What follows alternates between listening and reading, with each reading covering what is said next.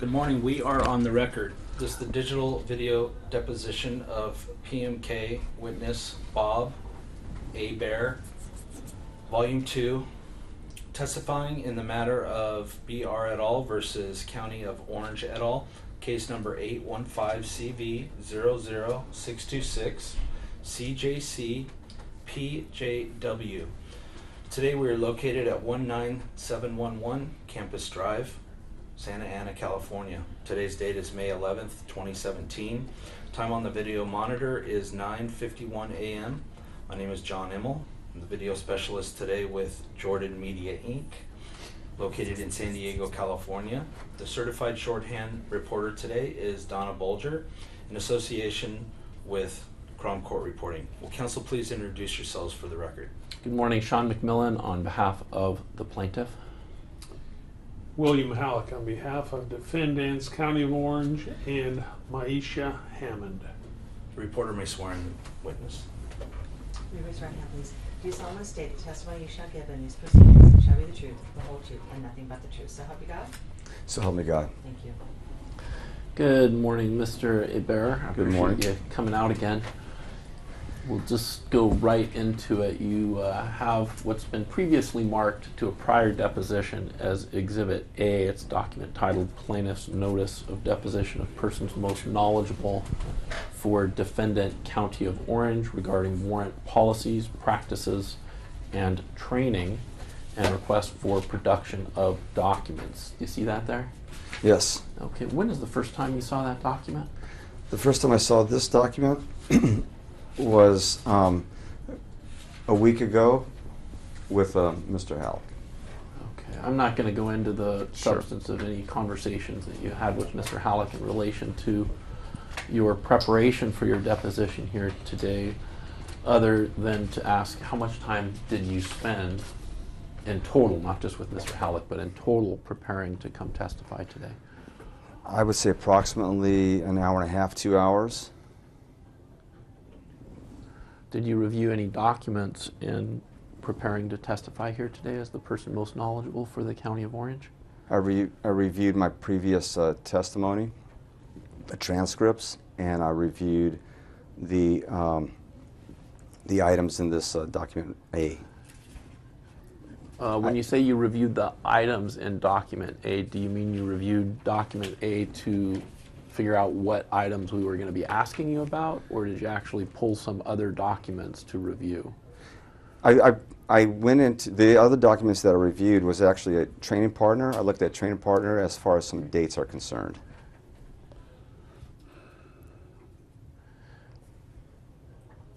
Okay, I remember, correct me if I'm wrong, but I remember from the last time we were together, training partner is the computerized system that you guys use, and you can sort of track what trainings are available and who's taken them, that sort of thing. That's correct. Okay, so it's basically like a training database. It's a training database. Okay. And what specific dates did you check on when you were looking at training partner? I checked on the dates for training that was pertinent to the warrant issues. Also, some other court-related trainings that may have some information regarding the topics on warrant, or even just generalized constitutional rights of parents and social workers' roles and responsibilities. Okay, so it sounds like there's basically two classifications of dates that you were looking for. One classification would be the dates that pertain to specifically to warrant issues. The other would be court-related information that pertain to other issues that sort of surround or relate to warrant requirements. Am I understanding that right? That's correct. Okay. Let's talk about the first type of dates, the first classification first, and that would be dates relating directly to warrant issues. What specific dates did you find that showed training related to warrant issues? One, training related to warrant issues, there are two trainings. One that we actually oversee in training and career development, and that was avoiding civil liabilities in child welfare cases. And the first time the date that I found that I was looking for was when we began that class, that training, and that was in 2013. Do you recall roughly you may not recall the month, but you recall like the time of year? Like first quarter, second quarter? Yes, I think I have that in a note here that if I could look. Absolutely, and absolutely. It may refresh my memory. I may have written that down. Yeah, any time, just as a matter of comment, any time that you need to look at a note or look at a document, anything like that to refresh your recollection, just all I ask is you let me know that, and we can take a break or do whatever you need to do to, refresh your recollection so you can give your best testimony here today. Very good.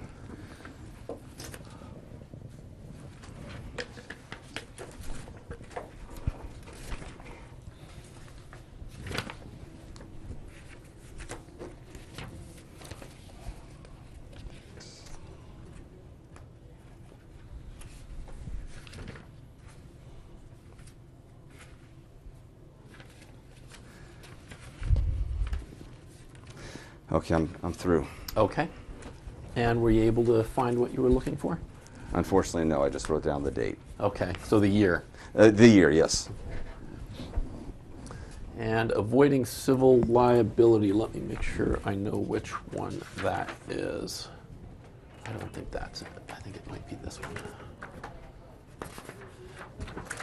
Ah. Okay, I will show you what we will mark as exhibit number 23 to your deposition.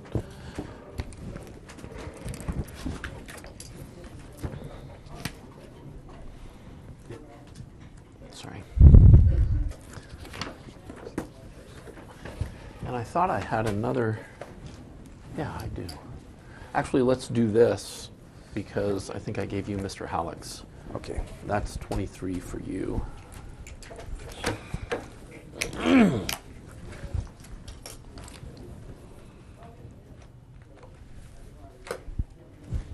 Okay. And in looking, if you can just take a moment to kind of thumb through exhibit number 23.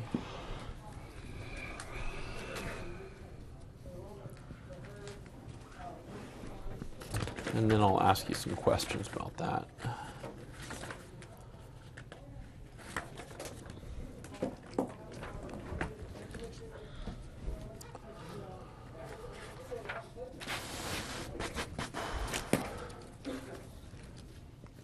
Can I see that really quick, Bill? I think I might have dog-eared the wrong stuff. Nope. No, I'll bet I dog-eared his. Yeah, I did. Great. That's all right.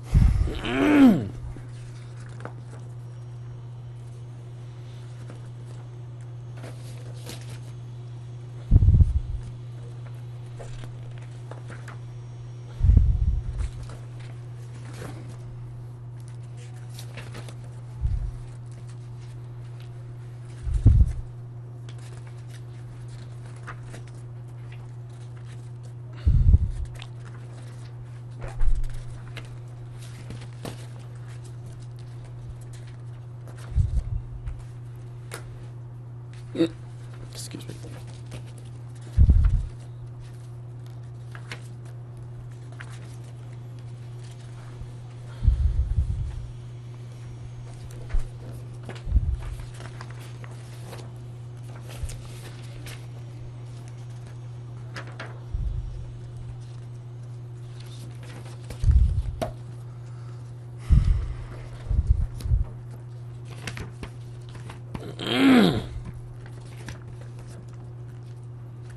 Okay. Take your time. All Yeah, right. there's not a huge rush. It's, All right. Let me just take a moment and. Yeah, in fact, if you want, we can just go off the record. You can take as much time as you need. I think we're going to have more than enough time with you today, Okay. so there's no You wanna go off urgency. the record? Yeah, we can do that. Okay, we are going off the record. The time is 10:01.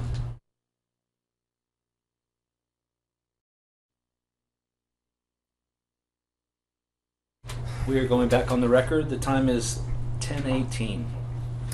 Okay, you've had a little bit of time to review the document. Were you able to satisfy yourself that this Exhibit 23 is in fact the document that you were able to reference on your computer system and, you know, pin a date on when it was first administered? That's correct. That's the document. Okay, Exhibit 23 is... Exhibit 23, yes. Okay, and that's the PowerPoint training titled Avoiding Civil Liability in Child Welfare Cases, What Every Social Worker Needs to Know About Parents' Constitutional Rights. Yes. Okay, now it said earlier that this was, at least according to Training Partner, this was first administered in 2013. Did I get that correct? Yes. Okay, I notice on page 1 of Exhibit 23, it's dated January 2012, February 2012, and it's also stated as having been presented by Carolyn Frost, Senior Deputy County Counsel. First, did I read all that correctly? That's correct, yes. So that's the question. Was it first presented to your knowledge in January 2012, February 2012, or was it in 13? I was not sure when it was first presented. What was the date indication on Training Partner? What was that telling you? That was telling me the first entry was 2013. What does that mean, first That entry? means that after people completed the course, it was entered, their completions or enrollments were entered into Training Partner. So that's what that means. Okay, so how does that work? Correct me if I'm wrong, but Training Partner sort of tracks the attendance, or gives you a way of tracking the attendance of your social workers at the various trainings. Is that right? That's right, yes. Okay, and at these trainings they're required to sign in or something? That's right, yes. Okay, so you have sign-in sheets that get generated? Yes. Okay. Then somebody at some point goes through those sign-in sheets and enters that data into Training Partner, the data being who was there. That's right, yes. Do you know whether or not this Exhibit 23, Avoiding Civil Liability in Child Welfare Cases, was that a mandatory training? It was a mandatory training. Did that have a sign-in sheet? Well, let me ask it this way. To your knowledge, did every administration of this course have a sign-in sheet? Yes. Every administration of this course was a part of our social worker induction training. So this course, the particular course, was a part of our SWIT, or social worker induction training. Okay, and the SWIT, social worker induction training, that's training that's given to new hires? That's right. Do you know whether or not people hired before January 2013 were given this particular training?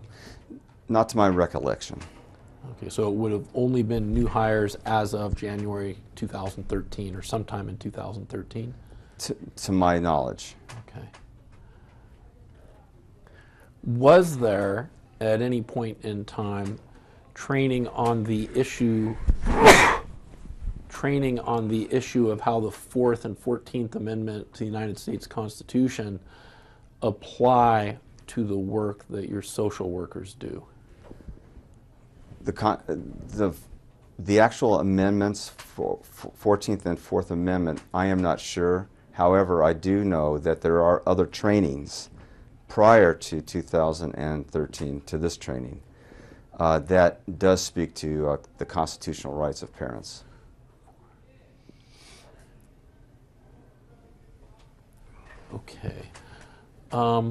And were you able to, in preparing for your testimony here today, were you able to locate any of those trainings? Yes. Okay, and how many were there? Besides this one, there were 2 others that I looked at or reviewed. Okay, do you recall the titles of those? I do. Okay, what And were I'd like to look in. Absolutely. Anything you need to look at is fine. The first one that has been going on that we do in the SWIT, in the Social Work Induction Training, is Juvenile Court Roles and Responsibilities.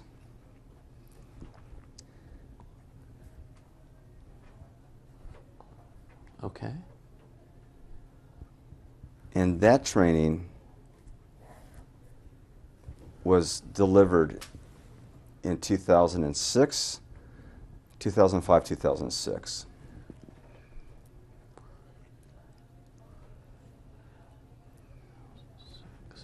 As part of SWIT? As a part of SWIT, yes.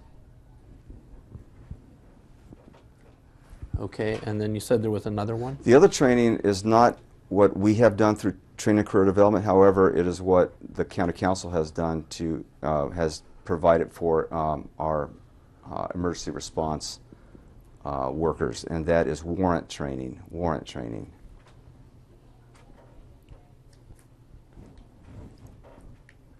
And when was that first administered? 2010. Do you know when in 2010? I don't have the month. Okay. Is that recorded in Training Partners? Yes. Was that also a mandatory training? I believe it was for the ER workers. And there should be sign-in sheets, that sort of thing? That's right. Okay. And that would all be recorded in Training Partner? That's right. Okay. So let me show you this. Make sure, I think this might be the same one. I'm not sure though. So I'll show you what we'll mark as exhibit number 22 to your deposition. I've got one form here that's single-sided. It's just easier for the witness I with the guess the dog-eared single-sided. one. Yeah, sorry, man. It's been through the box many times. All right, I've shown you, or I'm showing you what I've marked as exhibit number 22, and you don't need to study this Right. at this point. But do look through it to the extent you need to figure out whether or not this is the training that you're talking about with respect to the emergency response workers warrant training.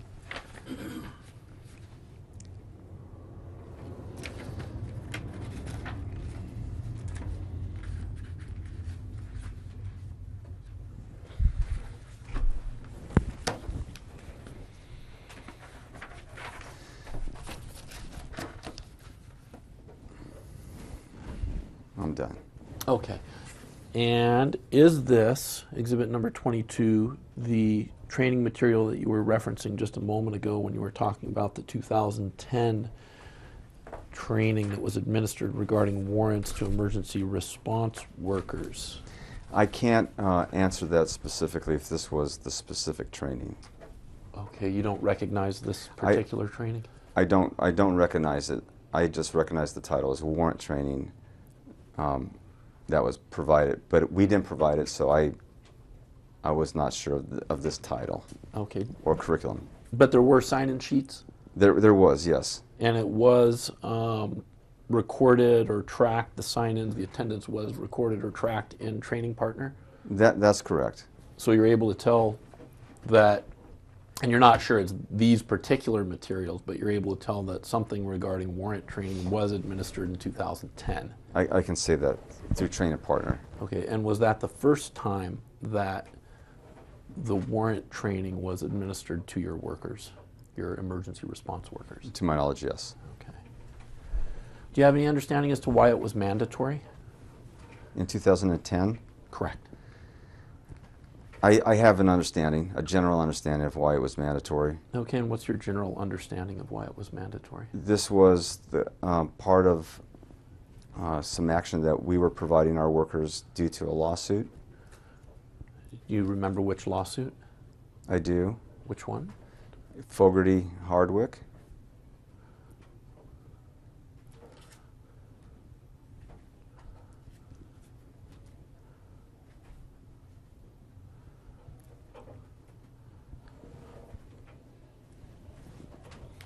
Okay. Were there any other lawsuits that motivated the administration of warrant training? There was. Which ones? It wasn't an Orange County one, but it was the Green Camerata. Camerata. And that would have been roughly in 2009? I believe so, yes. And then Fogarty, was it the appellate decision or the trial court decision that It was the motivated? appellate decision. Okay, so that would have been roughly 2008 or so? Might have been 2000, I don't remember. It's 2008, 2009? That sounds about right. Okay.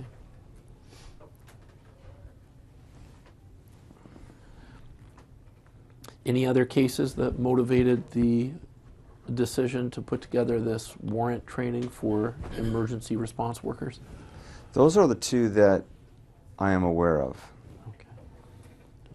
Now, in going through some of this warrant training that was administered, let me find it, because some of these cite cases. It might be exhibit number 23. Yeah. For example, if you can look at exhibit number 23, page 44.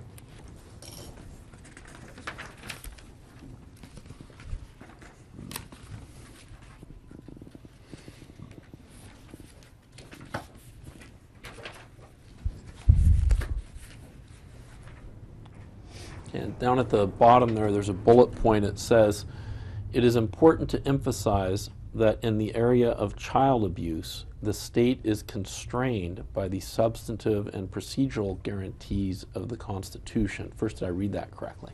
Yes. Okay, and then up at the top of the page, there's a case it cites there, Wallace versus Spencer, 1999, 9th Circuit, San Diego, 202 F 3rd, 1126. You see that? Yes. Do you have any understanding as to why it was that this particular case and this particular point was included in the training that is depicted at exhibit number 23? Calls for speculation from this witness. Go ahead.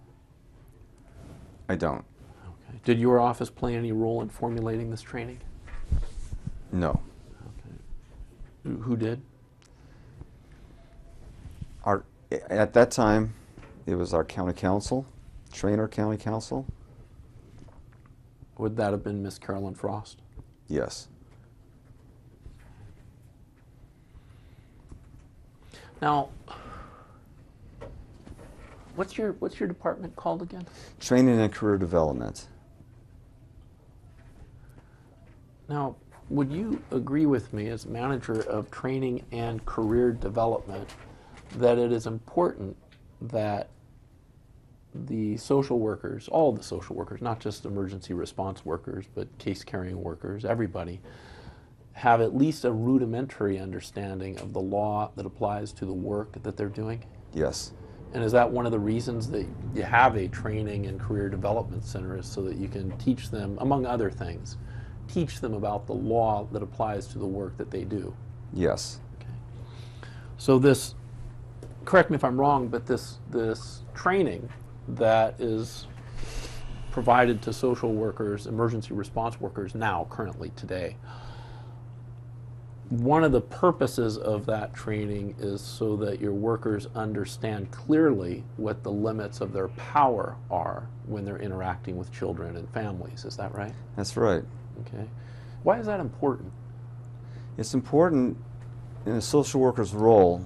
They have a certain amount of authority, and with that authority comes constraints and responsibilities.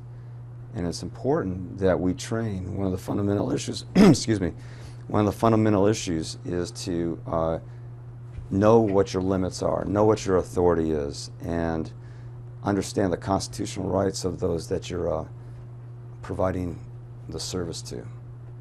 Parents, children.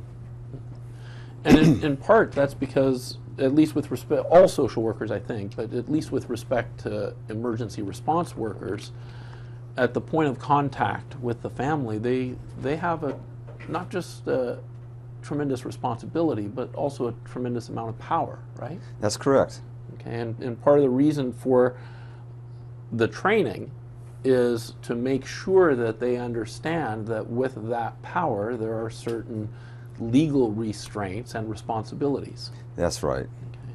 And those are important. It's important that emergency response workers understand that, because part of their job is to protect the constitutional rights of both the children and the parents, the family as a whole. That's right, yes. And what we don't want the government sort of coming into a family, jumping to conclusions and just tearing the family apart, right? Right. Okay. And that's one of the reasons that these trainings, particular training exhibit number 22 and exhibit number 23, were mandatory for emergency response workers. That's right. And this was also mandatory for new hires. Okay, and when you say this, 23, which is the... I think what that was avoiding... Yeah, just a moment. Yeah, So avoiding civil liability in child welfare cases? that's correct. That training is mandatory for all of our new hires, social worker new hires that come in. Okay, but that's only been administered since or at least the first record that you have of administration of Exhibit 23, avoiding civil liability in child welfare cases, was in 2013, correct? That's correct. Okay. Sean, can I ask him a question just to clarify something? Sure, sure. The training partner that you looked at, was it for an individual? No, it was for the class. Okay, so there's a training partner for the class as well that will show when it's first offered and then every time it's offered thereafter. Yes, and my question to the trainer partner administrator was, tell me when when avoiding civil liabilities for child welfare workers was first indicated in a trainer partner. Okay. Perfect. And so that's what it was. Okay. Did you obtain that information from somebody else, or did you actually look yourself? I obtained it from our trainer partner administrator, who has who can go into trainer partner and see that information. Who is that? It was one of our information processing technicians, and her name is Jocelyn Litiaco, and let me try to spell that. Litiaco. Okay. And when did you have that conversation with her? I had that conversation I believe it was Monday. No, I'm sorry, Tuesday. Tuesday of this week. And then and just so I'm clear again, this was exhibit number 23 is now part of the SWIT training and was part of the SWIT training back in 2013 as well, correct? That's correct, yes. And then for the workers that, I don't know, what do you refer to them, like old hires or? Ongoing workers. Well, it'd be people that are not doing SWIT training. Right. Because they're already working here. What do we call those people? We refer to them as ongoing workers, and Okay. which differentiates them from the new workers. Okay. For the ongoing workers, that is the people that were not required to attend SWIT training in 2013 because they're already hired with the agency. Was it exhibit number 22 that was administered to the emergency response ongoing workers? Yes.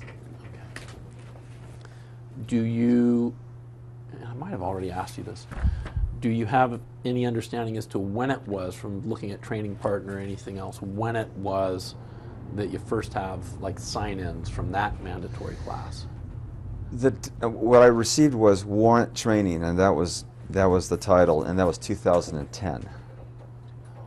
So that was the first time that warrant training, at least by that title, had ever been administered to emergency response workers? Yes. Okay. Do you have any understanding? And that was also mandatory, correct? That's correct.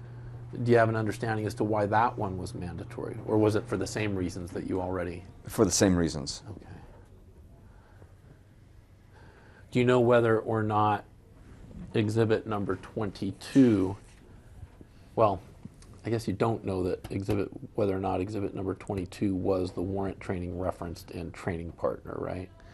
I don't know. I could, I could go back and find out the titles, if that was a title, but I don't know. I can't say that today. Okay. Do you know who created exhibit number 22? I believe, and it was Carolyn Frost who developed both of these trainings. Yeah, that was sort of my question, I guess, because one of them actually has her name on it, and then this one doesn't have names, dates, or any reference.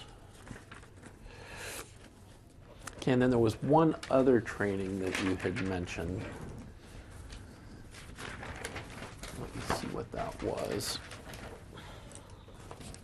Juvenile court roles and responsibilities. And I think you'd said that was administered for the first time in 2006, is that right? 2006.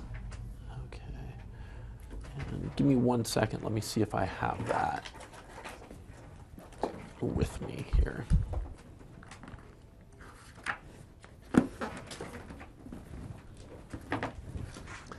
I should use 2-inch binders. These are getting kind of unwieldy.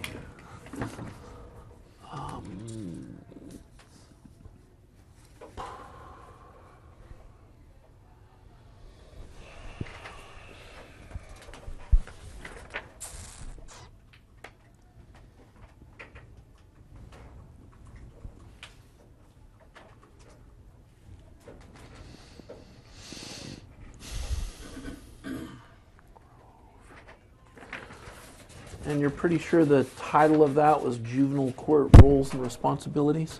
Yes. Whoa. Guess I had more water than I thought.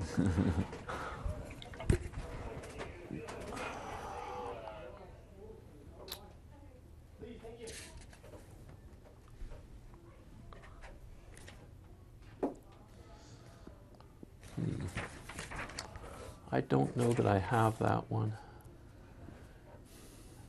Do you recall what the general substance of that particular training was, the Juvenile Court Roles and Responsibilities? I do, and it has changed over the years.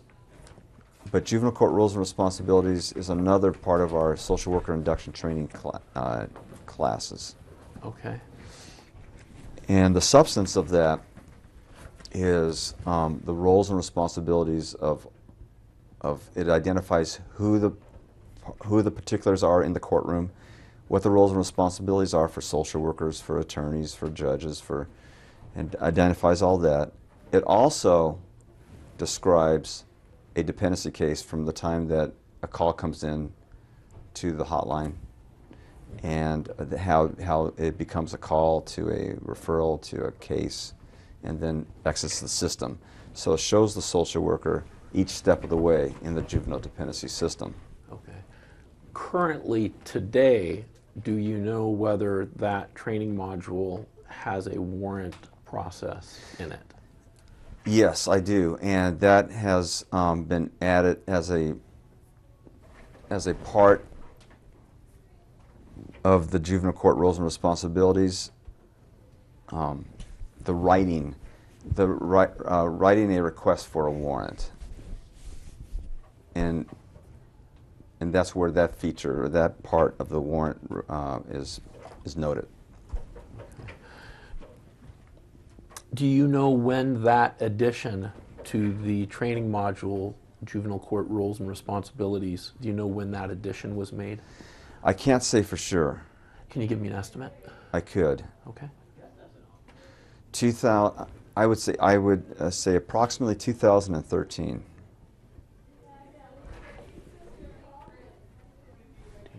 And again, that's a SWIT training, correct? An induction training? That's correct. Okay. So it's only new hires? That's correct. what, if anything, did you guys do? Because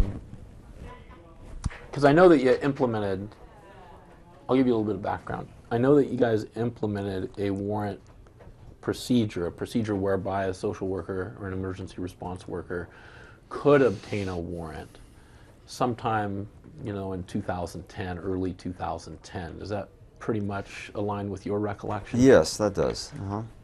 Yes. And then it wasn't until 2013 that you guys put a description of that process into the Juvenile Court Rules and Responsibilities SWIT training module, correct? That's correct. Okay. And it was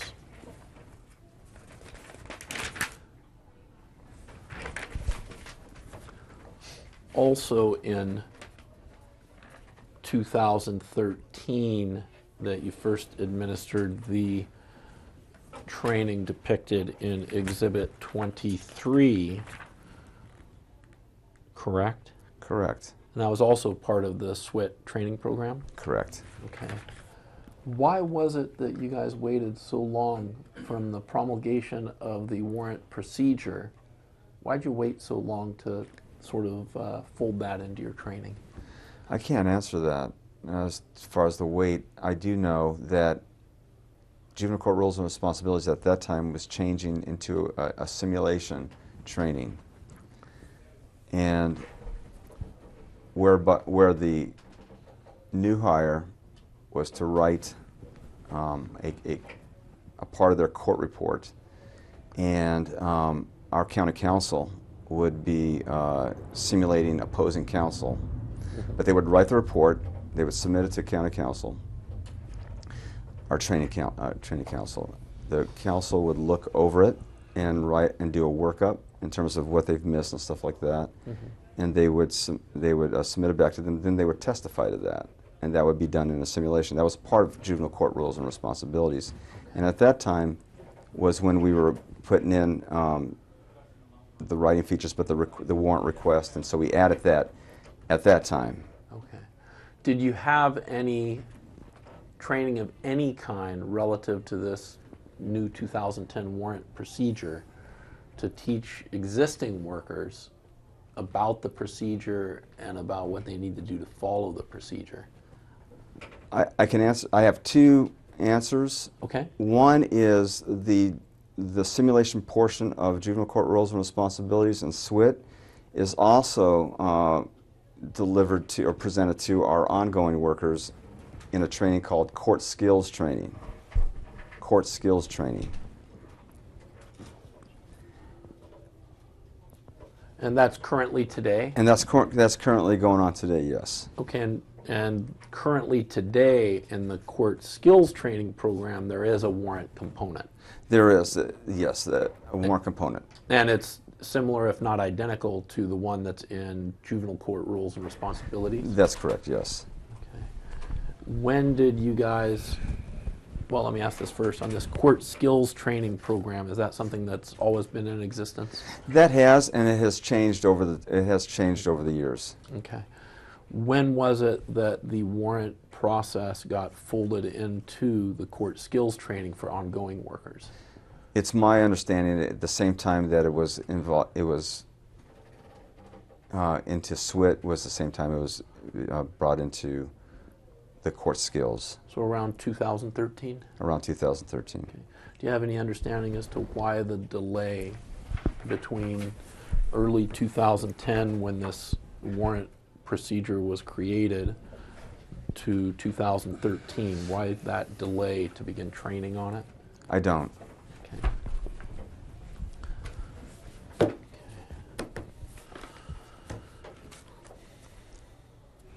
Prior to 2010, did you administer, your office administer any training to either emergency response workers or any workers relating to, how am I going to ask that?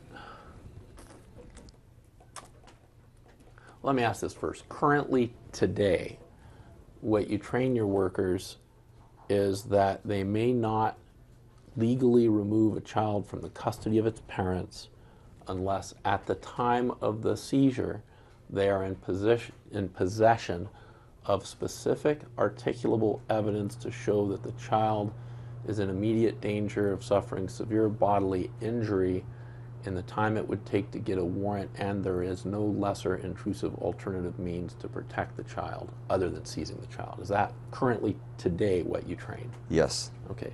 When did that start? That, as far as our training and training and career development, that was a part of avoiding civil liabilities, that training, the curriculum in that training, avoiding civil liabilities for child welfare workers. Okay, so that would have been exhibit number 23. Yes. 23. And that was 2013, correct? Yes. Okay. Other than the SWIT training, do you know whether or not prior to 2013 your agency was training emergency response workers that they may not seize a child from the custody of its parents legally unless at the time of the seizure they were in possession of specific and articulable evidence to show that the child was likely to suffer severe bodily injury or death in the time it takes to get a warrant, and there was no lesser intrusive alternative way of protecting the child? I believe that that was trained in juvenile court roles and responsibilities as far as that curriculum was concerned. Do you know when that got inserted for the first time into the juvenile court roles and responsibilities training? I don't know when that was inserted for the first time, no. But that's in there now, right? Yes. Okay. And I don't think I have that particular training. What would I reference that as if I were to send you a document production request to produce that specific training? It would be juvenile court roles and responsibilities. Is it rules or roles? Roles. Roles. Roles. R-O-L-E-S, and responsibilities. I mean, that's the general title. Okay. Okay. And as part of that particular warrant training, you also train, again today, currently, you also train your workers that when we're talking about lesser intrusive alternative means of protecting the child, what we're talking about is protecting the child from a specific injury, correct? That's correct. Okay. So it can't be like some generalized fear that something may happen. We have to be targeting a specific injury that we're concerned about, correct? That's correct. Okay. Am I also correct that you currently today train your social workers that speculation or speculative concerns about a future injury are an insufficient basis to seize a child without first obtaining a warrant? That's correct. Okay. When did you first start training on that? Teaching your workers that speculative injuries, speculation about future events does not provide an adequate basis to seize a child from its parents without first getting a warrant. When did you first start teaching that? This is a part, yes, this is a part of the juvenile court roles and responsibilities section that at that time Carolyn Frost was training that portion of it. And when you say at that time? And it was 2006, and throughout the years that it has been going on in SWIT since 2006, Carolyn has trained that. And that part, speculation, is a part of the training. And that's been a part since 2006? Yes. Make sure I'm clear on this then. Your testimony today as the person most knowledgeable for the County of Orange is that since 2006, as part of the juvenile court roles and responsibilities training, your agency has taught its workers that they cannot legally remove a child from the custody of its parents based on speculation about future injuries. To the detail of that wording, I cannot say specifically because I'd have to review the content in the curriculum.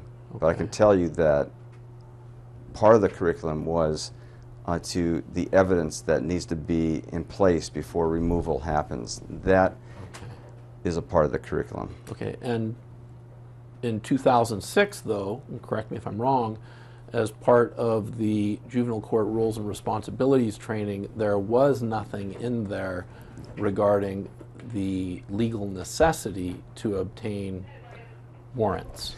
To my knowledge, no. No, there was? No, there wasn't. Okay. Okay. Do you have any understanding as to why there was not? I don't know why. Okay. Am I also you may not know this, actually. Well, let me ask it this way.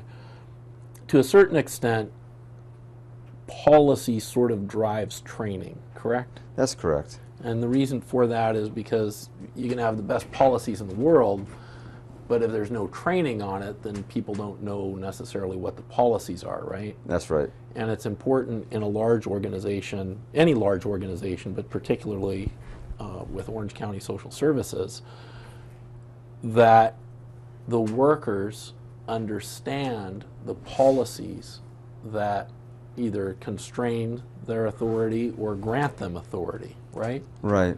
Okay. Yes. And you would agree that without training on the policies, the best policy in the world isn't going to necessarily do any good. That's right. Okay. And that's one of the things that you try to remedy in your department by offering the training and career development services. That's correct. Okay.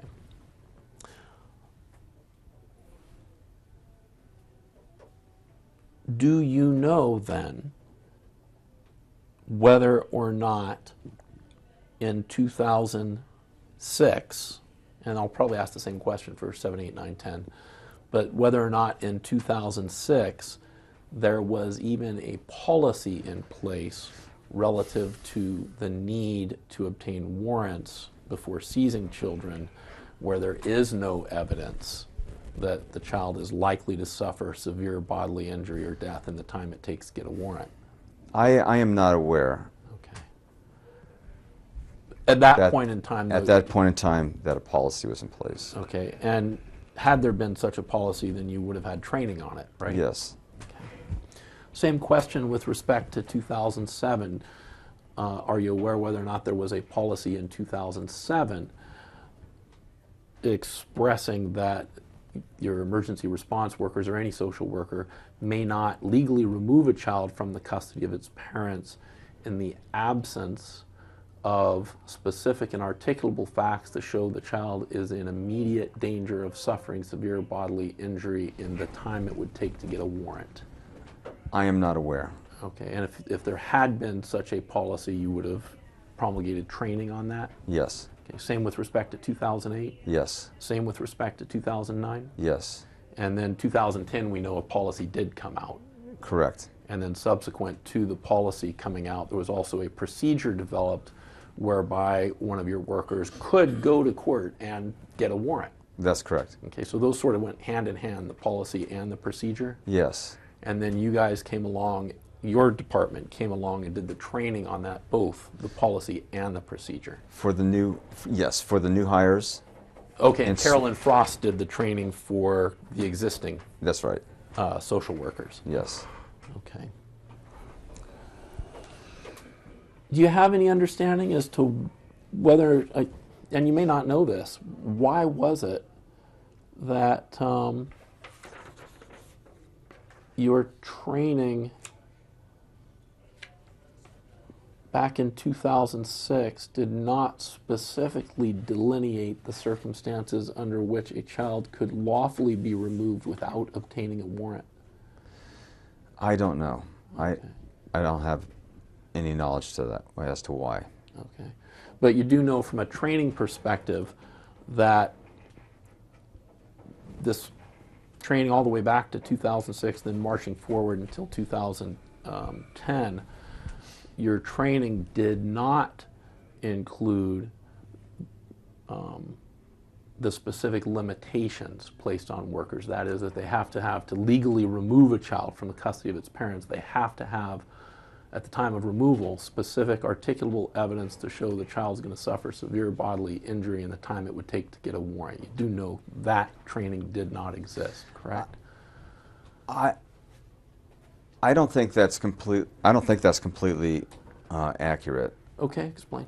I do believe that there was training taught by our county council in juvenile court rules and responsibilities that a worker had to have specific evidence to make a decision to remove the child at the time that the child was being removed. Okay.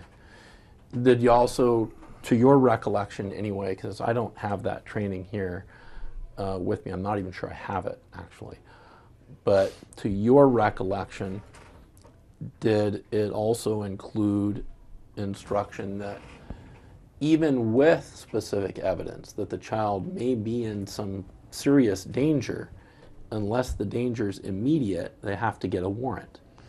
Yes, I do know there was training on imminency or immediate danger. Mm-hmm. So generally immediate danger. You don't know if it included a warrant requirement? I don't know if it included a warrant requirement. Okay. Do you know how long it takes to get a warrant in Orange County? I don't know. Okay. As part of your training, if you know and you may not know, as part of the training that you give new hires today, do you teach them that it takes somewhere between 2 and 3 hours to obtain a warrant? I don't know the specific to that, Okay. so I can't answer specifically. Do you know who would know that? I would say that the trainer who trains avoiding civil liabilities, who is now Debbie Torres.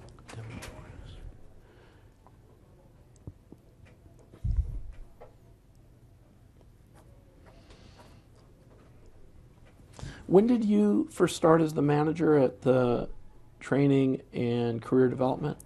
2013. Yeah, I remember that. But as I recall, you were still working in training and career development before that, right? That's correct. From when to when? 2006 to 2013. Okay. Did you play any role in putting together or developing the juvenile court rules and responsibilities training? I did. Okay. In 2006? In 2006, yes. Okay. And in 2006, did you, as part of the juvenile court rules and responsibilities training, instruct your workers that parents and children have a well-elaborated constitutional right to live together without government interference?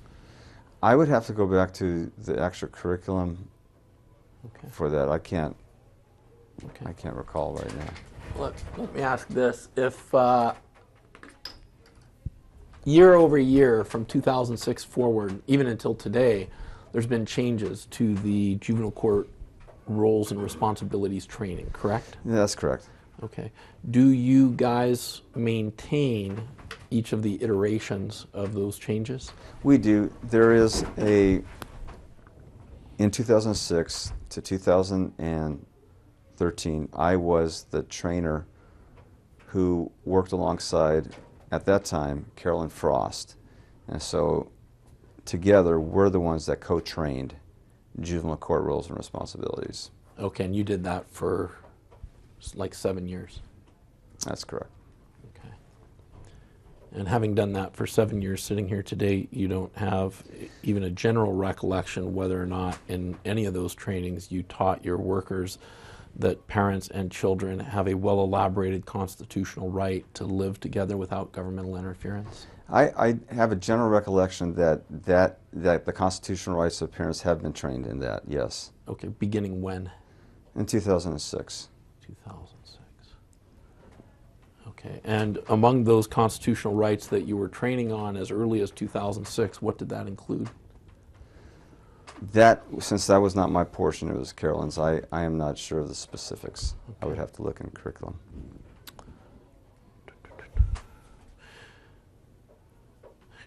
Today, currently, you train your workers that warrants protect individual family members' Fourth Amendment rights against unreasonable searches and seizures.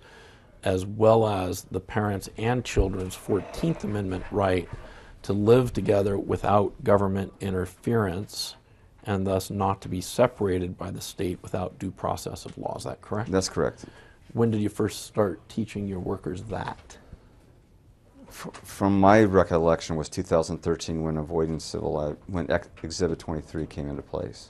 So I would be correct then that as part of the juvenile court rules and responsibilities training in 2006, your agency would not yet have been teaching its workers that warrants protect individual family members' Fourth Amendment right against unreasonable searches and seizures, as well as the parents and children's 14th Amendment right to live together without governmental interference. Am I correct?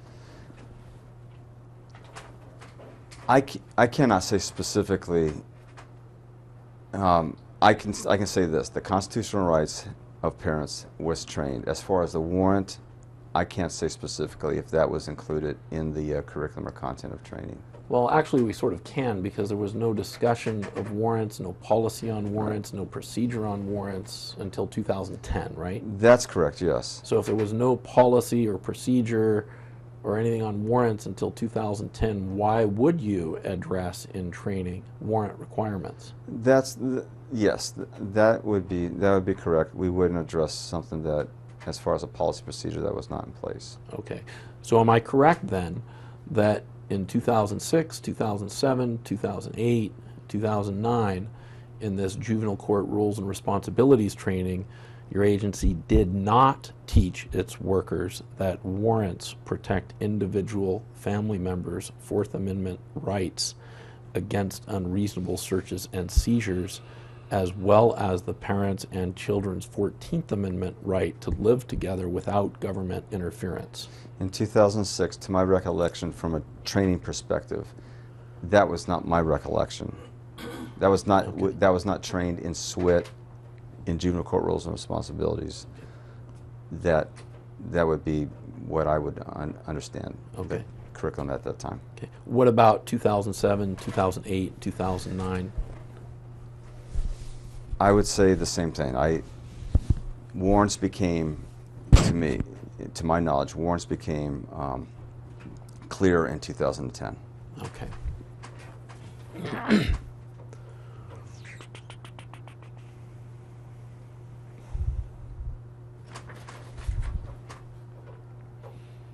Now, there's several different types of warrants that you train on, correct? Yes. There's removal warrants. That's where we're going to remove a child from the custody of its parents. That's one of them. Yes.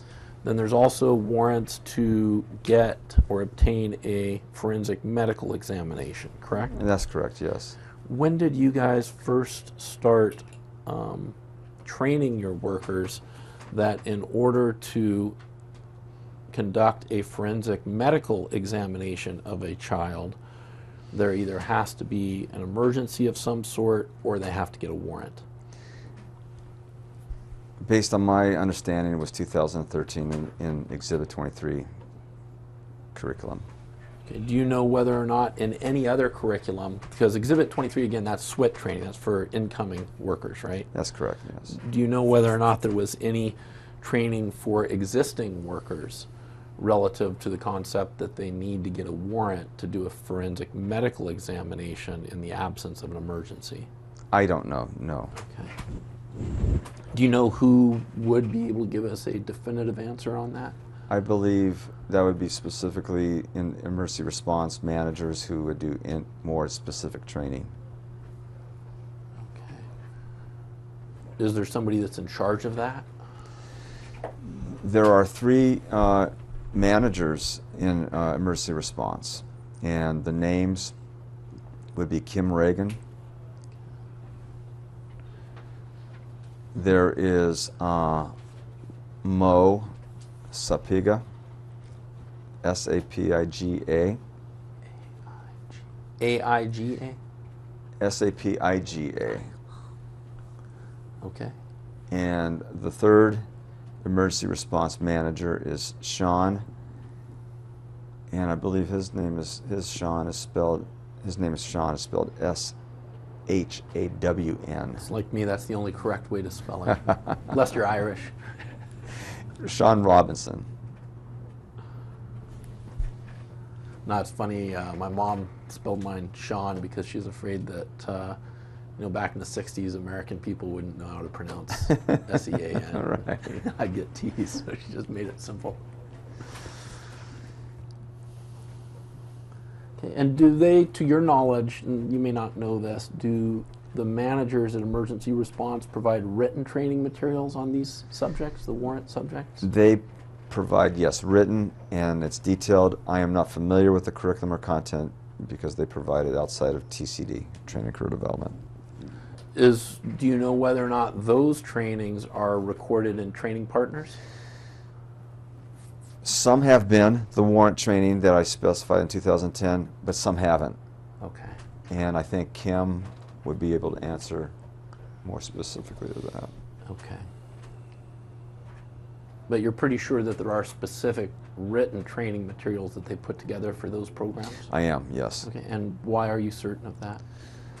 Have you In seen them? and I haven't seen them, but it's just in consultation and conversation with the ER managers. I know that that is being presented to them. Okay. In written form? In written form, yes. Has that always been the case, or is that a fairly recent development? I don't know. Okay. I don't know that. Has it been the case since 2013, since you became the manager over at Training and Career Development? I've known, yes, since I was a manager, it's been the case. Okay.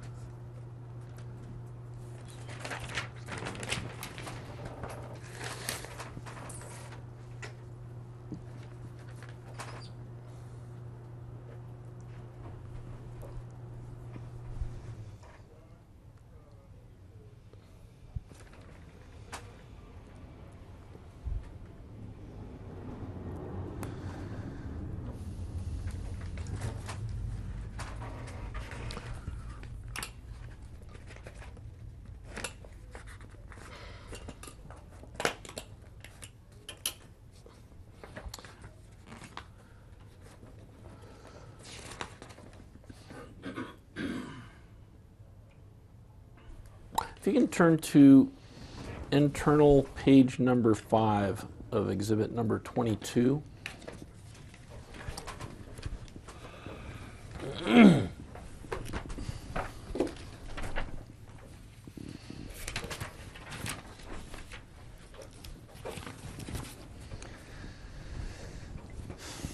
It's a slide titled Background CFS Policy and Procedure. Do you see that? Yes. The second bullet point is effective date. No, Am I no, working- no, you're looking at. Oh, looking you might be at the different wrong things. page. Which Well, this is our page 5. this is our page 5. I'm looking at page 6. Oh, Sorry.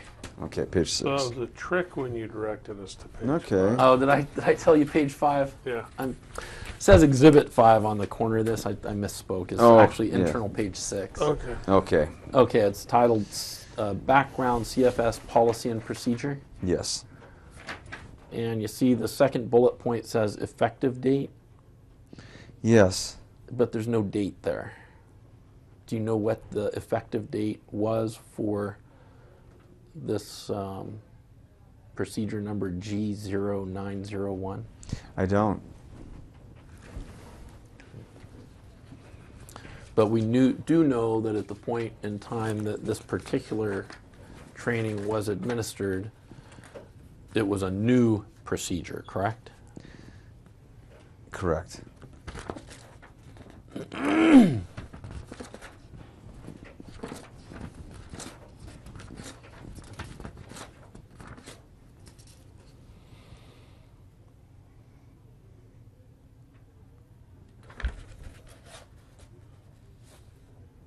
Am I correct that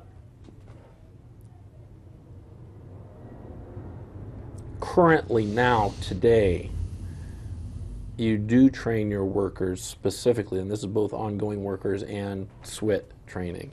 You do train your workers specifically that the seriousness of the potential harm to a child does not create exigent circumstances if the risk is not immediate. That's correct. Okay. When did you first start training that specific concept? I would say 2013, to my knowledge. Okay. Then you also teach them that the question of whether or not there is time to get a warrant is the single determining factor whether the danger to the child is imminent. If there's time to get a warrant, then the danger is not imminent. That's correct. When did you first start teaching your workers, whether they're ongoing workers or SWIT, induction training? To my knowledge, in 2013, in 2000.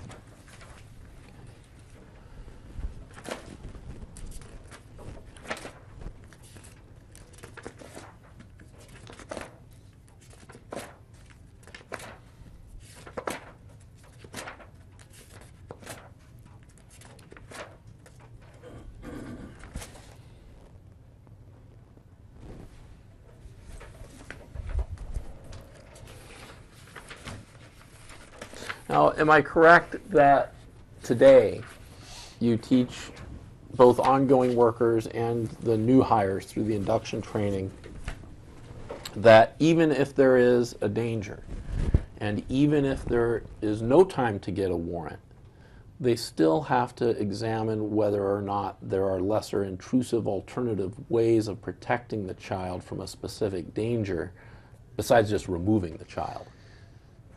Could you rephrase that question? Sure. Let's back up a little bit. One thing I did notice in your training, correct me if I'm wrong, is that you teach your workers, and it's that statement about exigency and lesser intrusive alternative means. You teach your workers that they cannot lawfully remove a child from the custody of its parents without a warrant unless at the time of the removal they have specific and articulable evidence to show that the child is in immediate danger of suffering severe bodily injury in the time it would take to get a warrant, and there's no lesser intrusive alternative way of protecting the child. That's correct, yes. Okay. So I want to focus for a moment on that second part of the test, okay, the no lesser intrusive alternative means. Am I correct that what you train your workers now, today, is that even if there is a danger and the danger appears immediate because there's not time to get a warrant, they still have to go to that second step and determine whether or not there's some other way to protect the child besides just seizing the child? That's correct. Okay. Why is that? Why do you teach them that second step? The second step of lesser intrusive is the goal. The ultimate goal is to have the child remain in the home and to find ways that that child can remain without being intrusive. Mm-hmm. And it goes to the constitutional right of separating a child by government intrusion. Okay. So I'm correct then that right, at least in the view of your unit, is it a unit or a? It's a training unit. Okay, yes. So you're the manager of the training and career development unit? Yes, and okay. We oversee children and family service training, and I have one supervisor trainer that oversees the adult services. Oh, so you do both? I do both. Okay, okay. So I actually lost track of my question. Can I have can I go back like 3 questions? I got confused on the unit thing. Could I take a break? Yeah. Just use the restroom. Why don't we do that? Let's just take a break. And we are going off the record. This is the end of disc number 1. The time is 11:17. We are back on the record. This is the beginning of disc number 2. The time is 11:24. Okay, and that right, that constitutional right that runs between a parent and a child to not be separated unless there's really a good reason for it.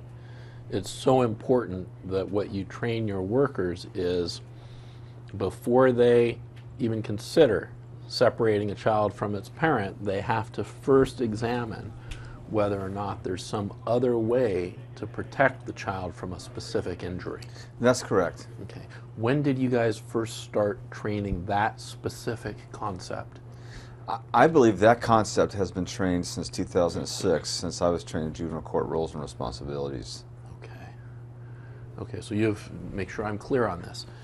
Is your testimony here today that since 2006 you have trained your workers that before they can lawfully remove a child, even if there is an emergency, they first have to examine whether or not there is some other way besides removal to protect that child from a specific injury? That's correct. Okay. We don't have those trainings here today, otherwise I'd ask you questions about them, but off the record we discussed that you may be able to go back and find each iteration of those trainings. Yes. And I'll work that out with your attorney. We'll figure that out. We may or may not need to talk to you again a bit about that. We'll just have to, see what they look like and then see where we go from there.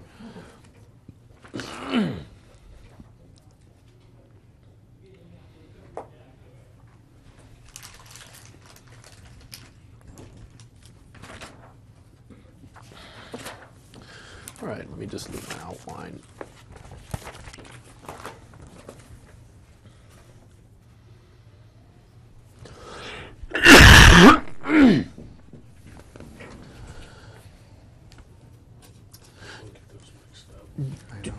Do you know on exhibit number, we'll just start with exhibit number 22. I'm going to have the same question as to both, but do you know on exhibit number 22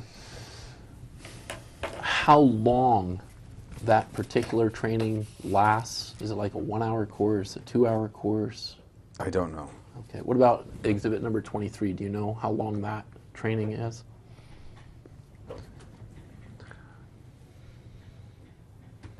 I can't say for sure. Okay. I believe it's a half day. I believe it's 3 to 4 hours. Okay.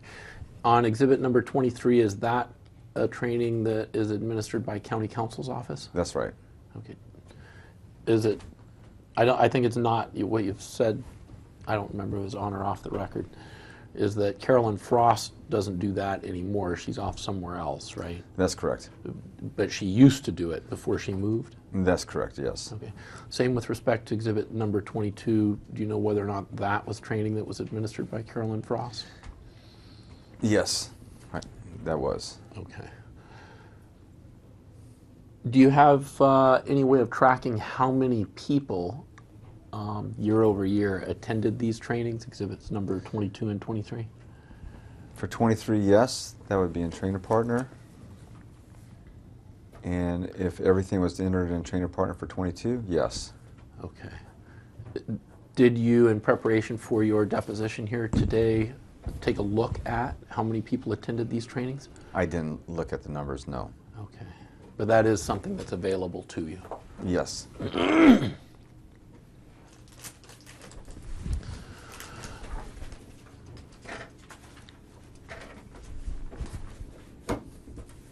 Now, when we're talking about exigent circumstances, what you currently train your workers is that if they are going to seize a child based on exigent circumstances, they are required to specifically document what those exigent circumstances are.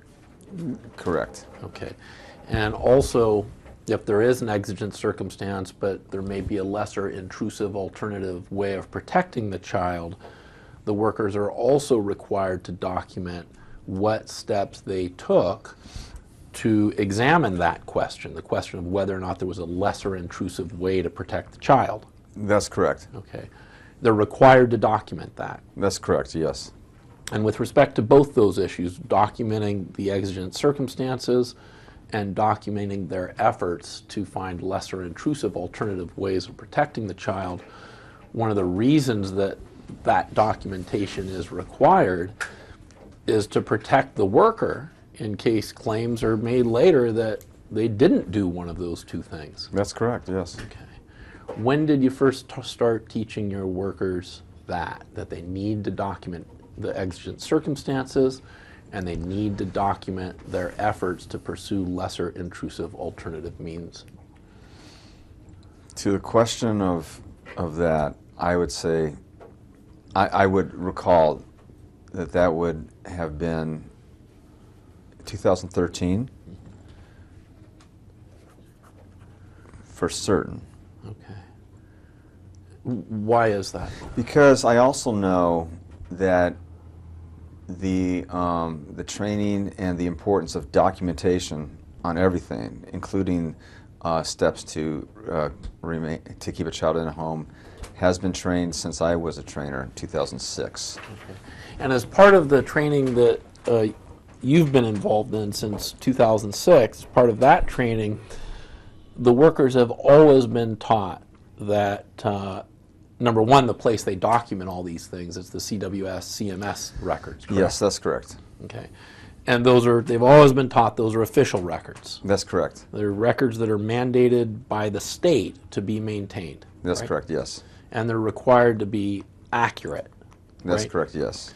And you've trained your workers that, well, let me ask it this way. Now, today, you train your workers that in inserting their documentation into the CWS CMS system, they are required, both by law and by policy, to be truthful, honest, accurate, and complete in the data they put in that system.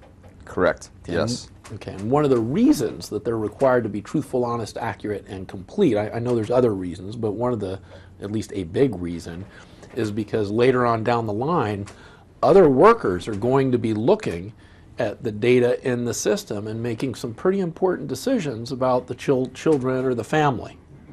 Yes. And they need to have honest, accurate, complete data to make good, fair, consistent decisions. That's correct. Okay. And then also, when reports are filed with the court, many of those reports, the data in those reports, much of the data in those reports will be taken from the CWS records. Yes.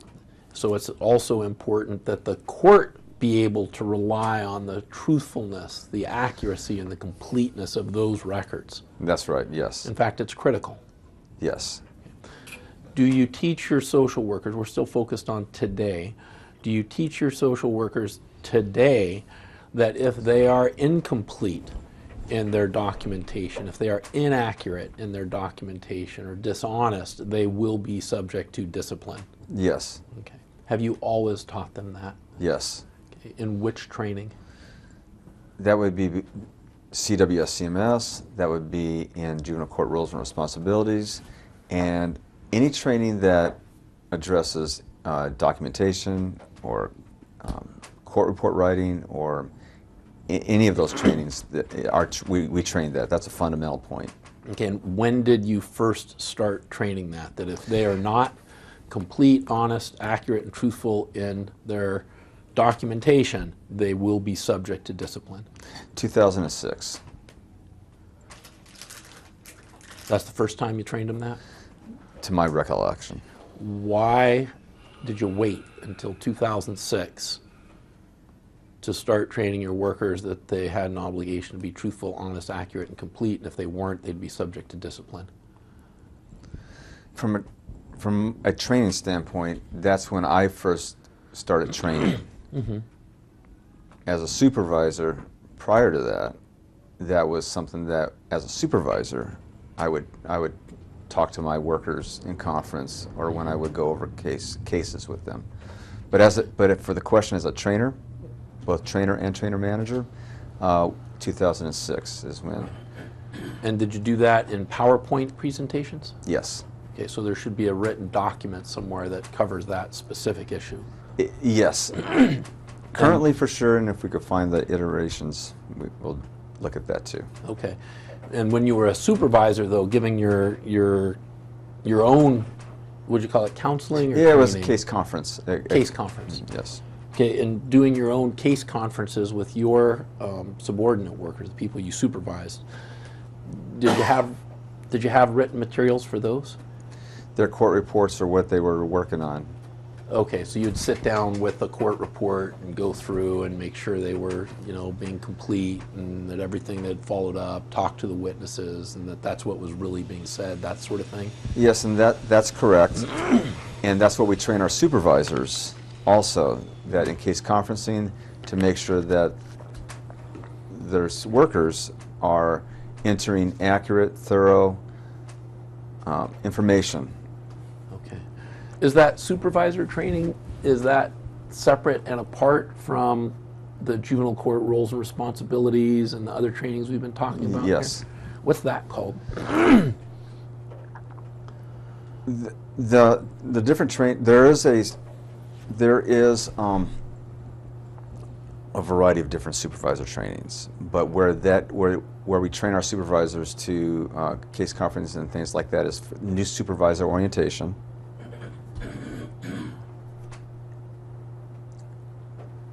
Okay. Does that new supervisor orientation training material, as of today, also include a component that talks about warrants, how to get them, why they're important? No. Okay. Is there a supervisor training separate and apart from Exhibit 22 or 23 that teaches the supervisors anything about warrants? There's no separate training. Okay. So they go through the same training Yes. as you got to wait for They the go question. through You got to wait for the question. I'm sorry. That's okay. Slow down. So Yes. I'm correct that the supervisors then, at least with respect to warrants and the constitutional rights that run between parents and children, they would go through the same training as the ongoing workers and the SWIT workers, which are Exhibit 22 and 23? That's correct. Okay.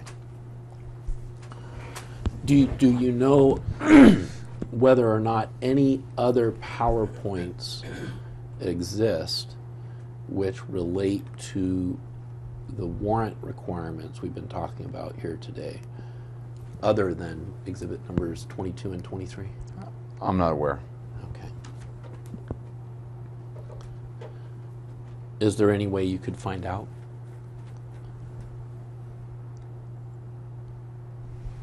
Yes, like we could do a search Okay. And how would you do that search? through Train a Partner. Okay, as part of your effort to prepare yourself to come testify here today as the person most knowledgeable for the County of Orange, as the voice of the County of Orange on warrant training issues, did you search Training Partner for other trainings on the issue of warrants besides exhibit number 22 and 23? I did, and the three that I reviewed and came up with was the three that I indicated today. Okay. And one of them I think we didn't have. I don't remember which one that was. I think that was Juvenile court's roles and responsibilities. right. Juvenile court rules and responsibilities, and we're going to look for that. Right.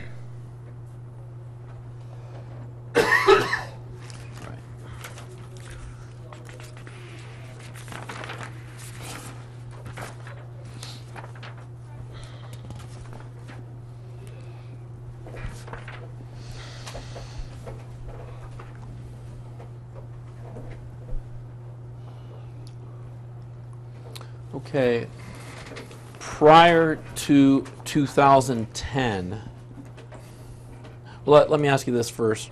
Are you here today equipped to testify on behalf of the County of Orange as its person most knowledgeable relative to training or education administered by the county to its workers concerning the circumstances under which a warrant, court order, or judicial authorization is necessary to remove a child from the custody or care of its parents?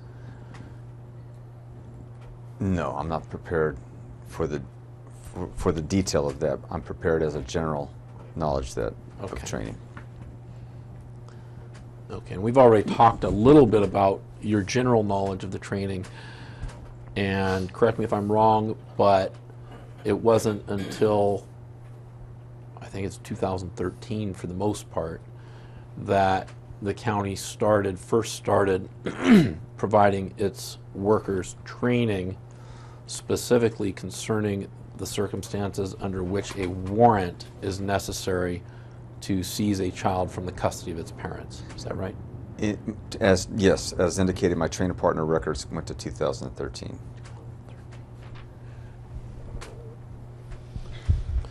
And then, Art, with respect to category number 17, is the same true that you're equipped today to testify on behalf of Orange County as its person most knowledgeable generally to the subject of training and education offered by Orange County to its social workers regarding the circumstances under which a child may be removed from the custody of its parents? Yes. Okay. And am I correct that at least, and you don't have the trainings here with you today, but at least to your recollection, there was some discussion as early as 2006 regarding the need for exigent circumstances to support the warrantless seizure of a child? It's my recollection, yes. Okay. And it's also your recollection is that part of that exigency analysis included the need for the seizing social worker to first explore lesser alternative means of preventing a specific injury to the child besides just removing the child. Yes. Okay. And we just don't know exactly where that is in the training material because we don't have it here with us, right? Yes. Okay. And that's something that we're going to try to work on to find. Yes. Okay. Do you give any training to your workers? This is category number 18, and I'll ask you again first. Are you only generally equipped to testify as the Orange County's person most knowledgeable concerning category 18, that is the tracking, retention, storage, and or removal of warrants for record-keeping purposes? I'm not. Okay. And not even generally? Not even generally. Okay. So that would be number 18. Just offhand, Bill, do you know who would be testifying Yeah, about I think that? that was already discussed by Linda Ross. Linda Ross? Linda Ross, yes. Linda Yes. Ross. Linda Ross. All right, I'll go look at Because her. shortly after that, we produced various iterations of removal logs and warrant logs. Oh, okay. I haven't seen those. Nobody told me. All right, I'll talk to my guys back at the office about that. Yeah, if we haven't, I'll go look at Linda Ross's depot there too. was some discovery. Linda's the one because it's done through, and she's not technically with us anymore, or she is with us, but she's at a remote location. So. Okay. All right. We'll figure it out. We'll figure it out. I'll go back and I'll But look. she's the person. When I said, "What about removal of logs and warrant logs?" It was Linda. Okay. All right. We'll get that figured out. On number 19, are you generally equipped to testify here today on behalf of Orange County as its person most knowledgeable regarding training about the procedures to follow in obtaining removal warrants and or other forms of judicial authorization to remove a child from the custody of its parents? Yes. Okay, and as to those, we've already talked a little bit about it. There was no procedure in place prior to 2010, right? Yes. And there was no training on that procedure that you know of until the Exhibit 22 and 23. That 23, yes. Okay. 22, I'm not sure if that was the warrant training of 2010 or not. Okay. But you're pretty sure that there was some warrant training or procedure training on warrants that was issued about the same time as a policy was being rolled out? Yes. Okay. And you're just not sure that Exhibit 22 is that training? I'm not sure. Okay.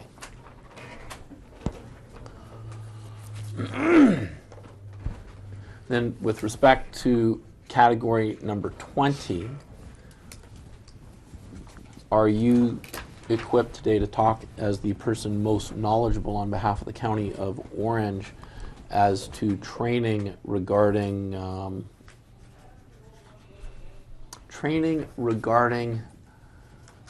the circumstances under which a child may be removed from the custody of a non-offending parent without a warrant? Yes. Okay. Do you guys give specific training regarding the circumstances under which it's legally appropriate to remove a child from the custody of a parent as to whom there are no allegations pending without a warrant? That's the training of the avoiding civil liabilities. Okay. So that'd be, I think that's Exhibit 23, right? Yes, Exhibit 23. Is there any training that you know of that is offered to existing hires as opposed to induction? I'm not training? aware. I'm not aware. So who would we talk to find out whether or not that specific subject is trained to existing hires? I would believe there is a person, Kim Reagan. Okay. I believe that's the person, the ER manager. Okay, that's one of those things. That could speak to more of the detail Okay. and how long it's been. Yeah. Yes. Okay. So just so that I'm clear, if there is such a training, it wouldn't be something administered by your unit, it would be something administered more on the local level by the ER managers? Yes. Okay. With respect to number 21 on Exhibit A, are you equipped today to talk as the person most knowledgeable on behalf of the County of Orange, as the voice of the County of Orange, regarding training or education regarding the propriety of removing a child from the custody of its parent when the alleged perpetrator is not present? Yes. Okay. And what do you train your workers with respect to that? If the alleged perpetrator is not present, what do we teach them? Outside the training in Exhibit 23, the avoiding civil liabilities training, where we train when a perpetrator is not present. Let me see, where is that? Let me read that. Consider remove a child from a non-offending parent. We train them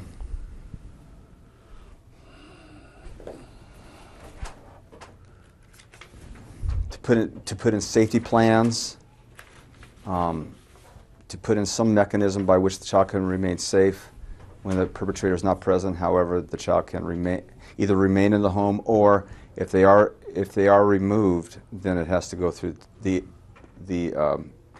exigent circumstances that we talked about in Exhibit 23. They would have to go through that exigency analysis? Yes. Okay, so if, for example, we have somebody in the home, there's allegations against a potential perpetrator, say severe physical abuse, and the perpetrator is not present. And let's say we've gone through the exigency analysis, and for some reason we believe the perpetrator will show up in the next 2 hours and injure the child. We still have to go to that second step, don't we, to make sure that there's not some other lesser intrusive alternative means of protecting the child besides separating it from its parent? Yes. Okay. And would that include, for example, having a relative maybe move into the home? That's correct, yes.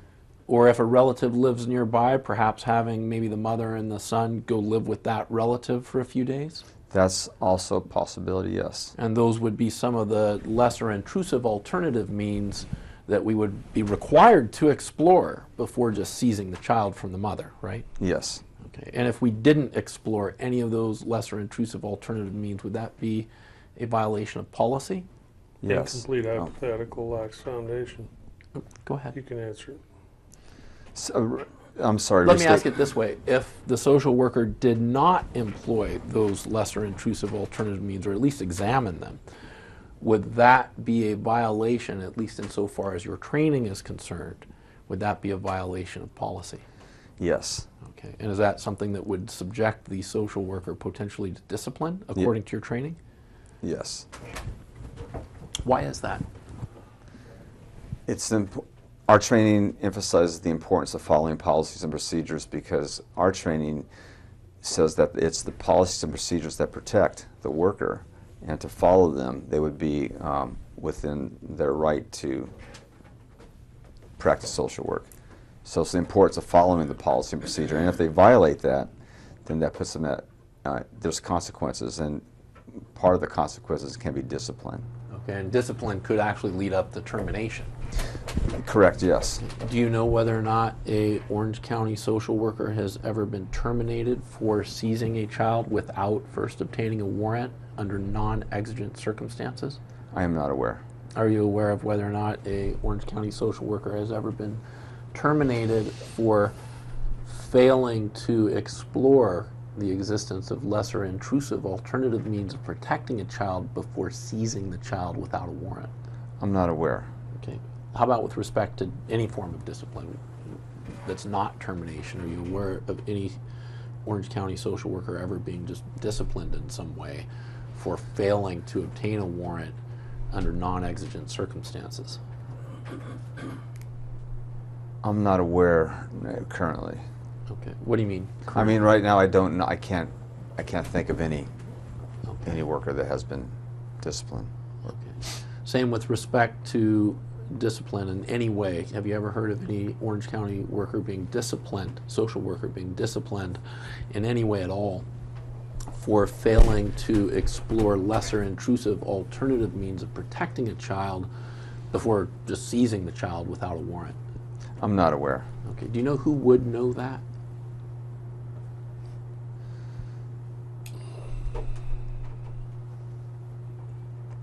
I would, again, probably an ER manager, or even human resources, the analyst that oversees. Do you guys have an internal affairs unit, like an internal investigation? Yes, we do. What do you call it? There is a quality service team. Quality services team.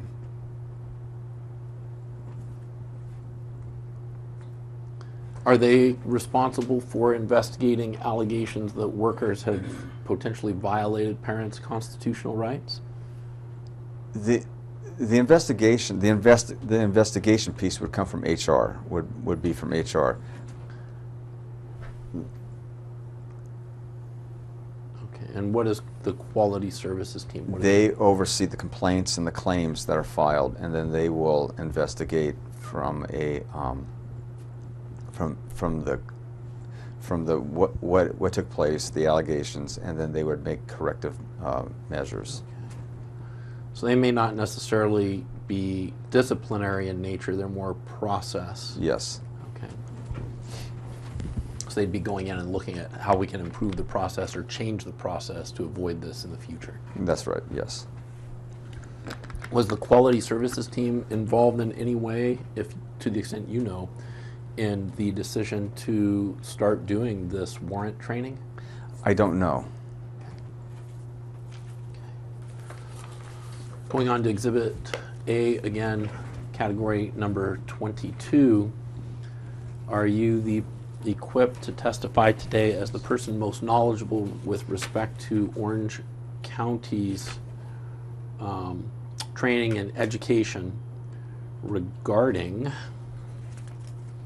a social worker's responsibility to investigate and or interview child's parents prior to removing the child from his parents' custody? Yes. I'm correct, aren't I, that what you train your workers is that they are required to conduct a thorough and, well, start with thorough, a thorough investigation. Yes. And as part of that thorough investigation, they're required to talk to the primary parties, correct? Yes. And then they're also required to talk to the collateral witnesses who may have information that relates to the allegations.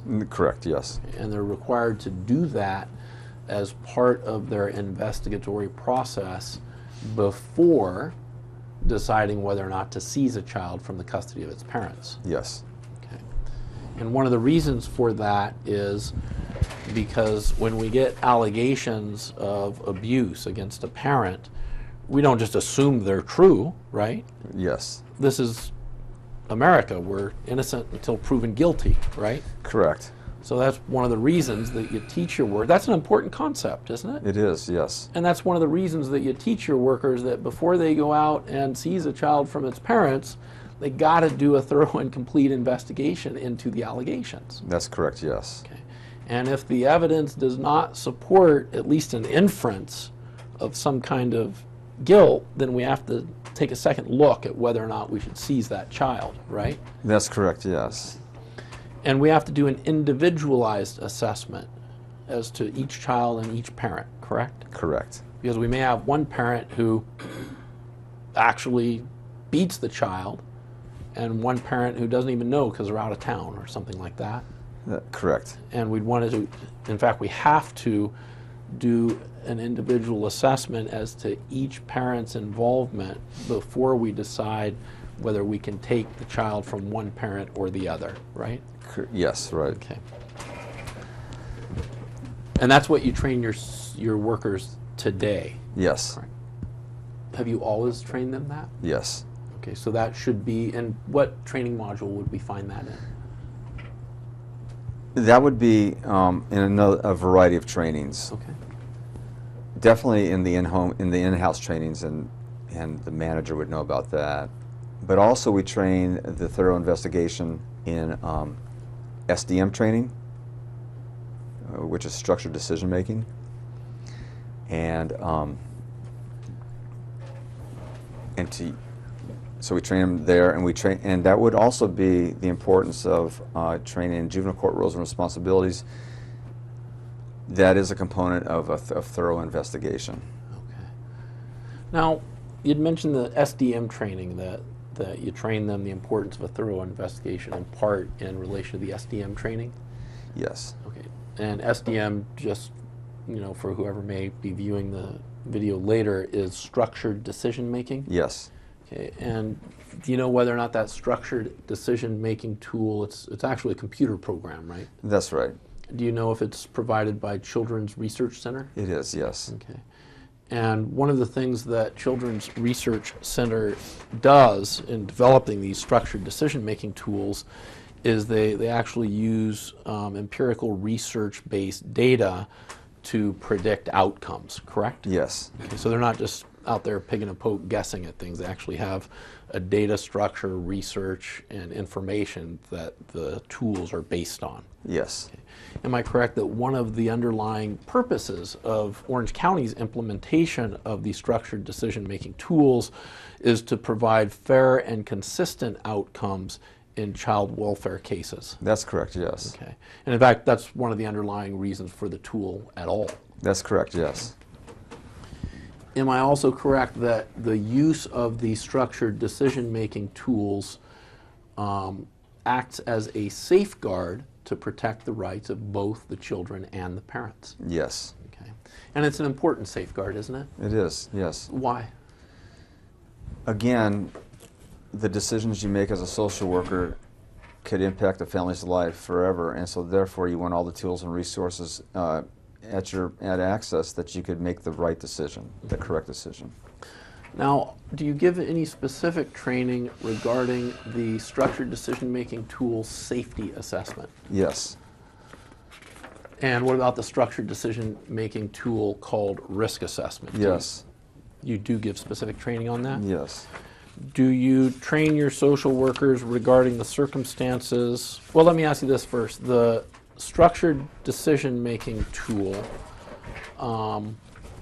let me make sure it's the risk assessment. Yeah, the risk assessment tool.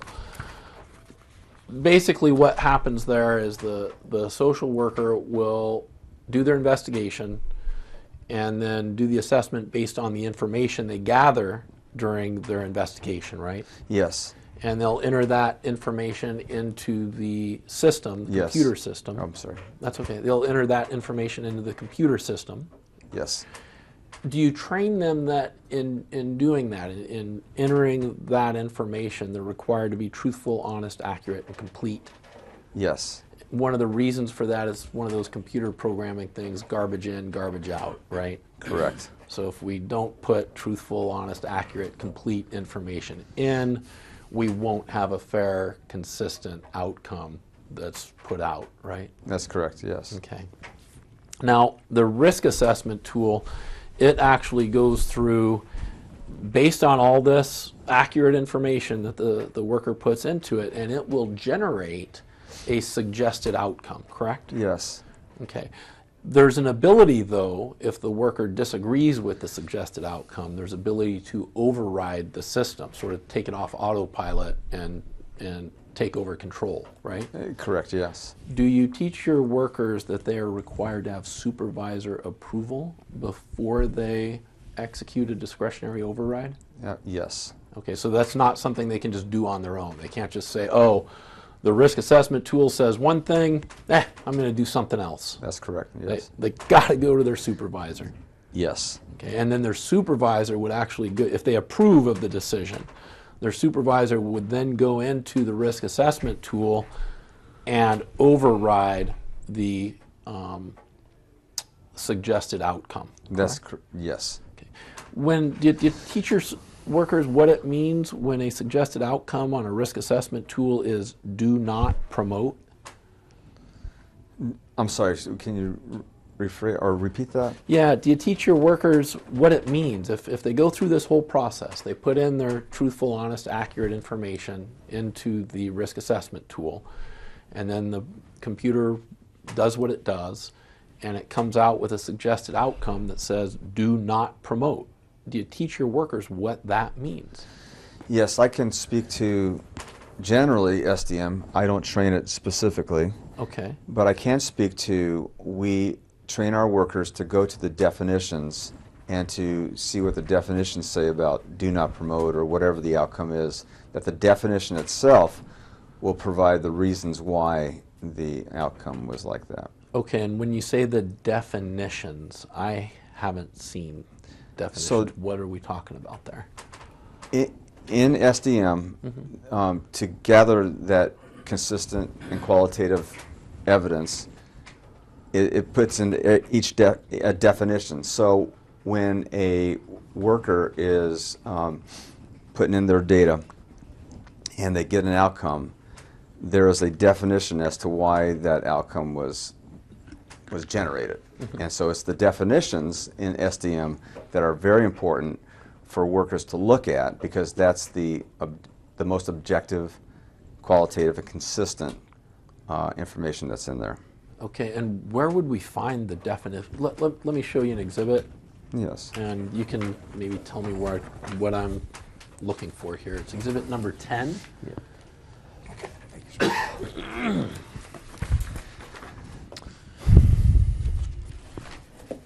And first, let me ask you, what is exhibit number 10, if you know?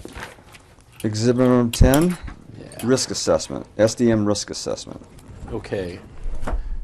And you train your workers on how they're to use this, how to input the data and to use the tool, correct? Yes. Okay. Now, these definitions that you're talking about, do they appear somewhere on Exhibit 10, or do we need to be looking at a different document of some kind?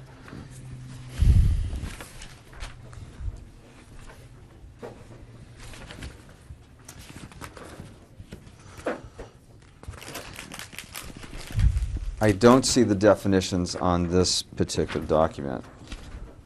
The definitions are in the SDM tool, but I don't see them on this document, no. Okay. Do you guys have a, like some sort of, I guess it wouldn't really be a training manual, but some sort of document that kind of tells us what the various different definitions are? That would be a part of the SDM material. The program itself, or the training material? The training material. Okay. Is that a PowerPoint presentation? It's a web-based, and there is PowerPoints. I'd have to be more, I'd have to do some research into that, but I do know that there's both PowerPoints are used, and it's an actual web-based or on computer-based training. Okay. And if you can look at the last, I guess it's not the last page, the page number MH00014 of Exhibit 10, and the numbers in the bottom right-hand corner.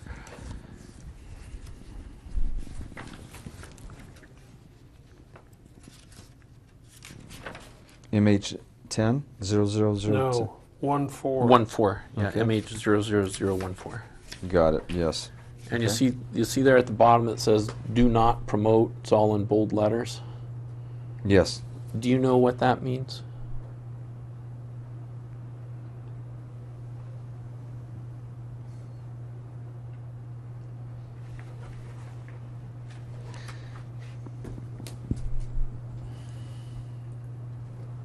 I don't.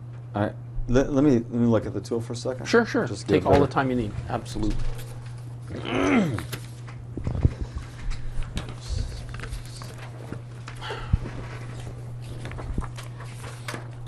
Yeah, he's here to testify about training. Well, I'm going to ask him what they not, train. Not his interpretation of this document. No, I'll ask him what they train. This "do not promote" means. If they train Yeah, on that. that's fine.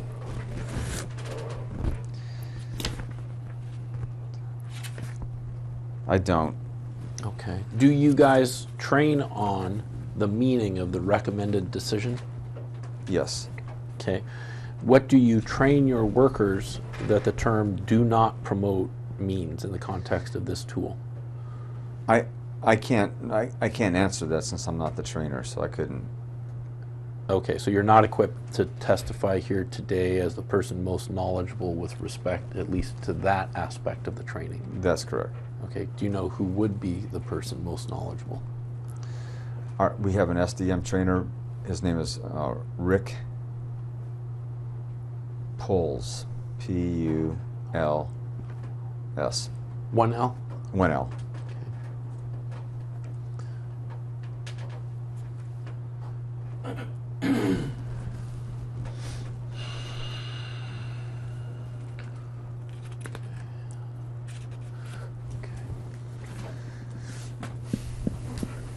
What was that? Was that 22?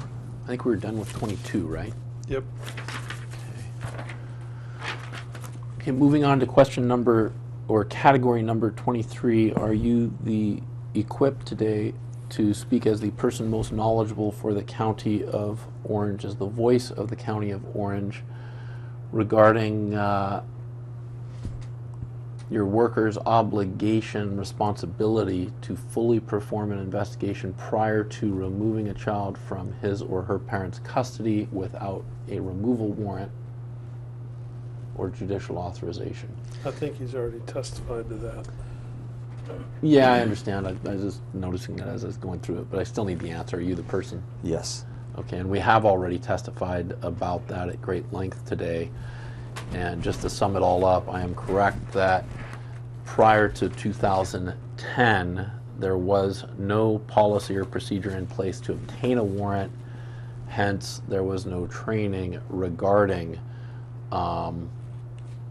responsibilities to investigate when removing without a warrant. Yes. Okay.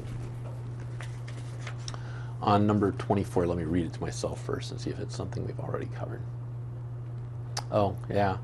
Number 24, are you equipped today to speak as the person most knowledgeable on behalf of the County of Orange, as the voice of the County of Orange, regarding training provided to your workers concerning any sort of requirement that supervisor approval be obtained before a child is removed from his or her parent's custody? Yes. Okay, and let me ask you this. Now, today, do you teach your workers that before the decision is made to remove a child from the custody of its parents without first getting a warrant, they have to have supervisor approval? Yes. Okay, why is it that they need to have supervisor approval before removing a child from the custody of its parent without getting a warrant? The supervisor approval is again it's part of the protection of the worker, and to a check and balance to see if that is if they're following policies and procedures. Okay, so would it be fair to call it another one of those safeguards that the county has in place to protect not only the worker but also the rights of the parents and the children? That's correct, yes. Okay, so it's important that the workers actually do, if they're going to seize a child from its parents and not get a warrant, it's important that they actually do consult with their supervisor and get approval. Yes. Do you teach them that if they don't consult with their supervisor and obtain approval to remove a child from the custody of its parents, that they could be subject to discipline? Yes. Okay. What are the ranges of discipline that you teach them they could be subject to? Ranges, if it's minimal, that's a memo of expectation. If it is severe, it could be termination. Okay. And then there's a range. Okay. Do you give them any training, and you may not, I don't know, do you train them that removing a child from the custody of its parents without getting a warrant, without consulting with your supervisor, is a serious offense? Yes. Okay, so that's something that could lead to termination. Yes. Okay. Have you ever heard, and you may not have heard of this, have you ever heard of a Orange County worker being terminated for seizing a child from the custody of its parents without a warrant and without first getting approval from their supervisor? No. Okay. Again, that'd be an HR issue probably? Yes.